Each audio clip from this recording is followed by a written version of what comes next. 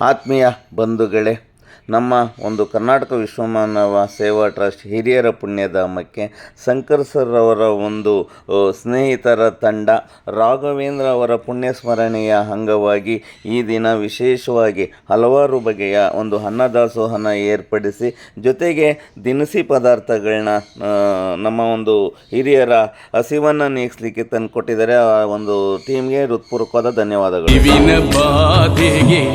ಅಲೆದು ಬಂದೆನು ಈ ಪುರಕ್ಕೆ ಶರಣರೇ, ನೀಡಿರಿ ಹಿಡಿ ಅನ್ನವಾ ನನಗೆ, ಉಳಿಸಿರಿ ಈ ಜೀವವಾ. ಕಲ್ಯಾಣ ಪಟ್ಟಣವು ಕೈಲಾಸ ಭೂಮಿಯು ಎಂದನು ಬಸವಣ್ಣನು ಶರಣರ ಪೊರೆಯುವ ಮಹಾಗುರುವೋ.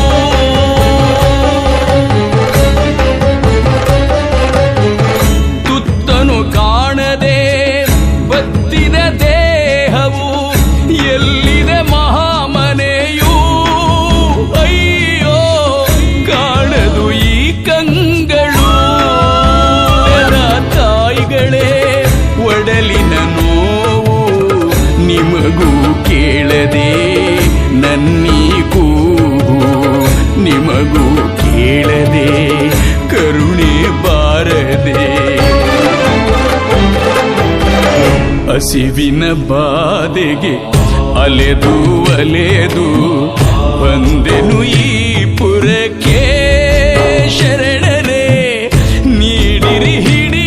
ಸಜ್ಜನ ಬಂಧುಗಳೇ, ಒಂದ ಮನಸ್ಸಿಗೆ ಸಂಜೀವಿನಿಯಾಗಿರುವ ಈ ಧ್ವನಿಗೆ ನಿಮ್ಮದೊಂದು ಲೈಕ್ ಇರಲಿ.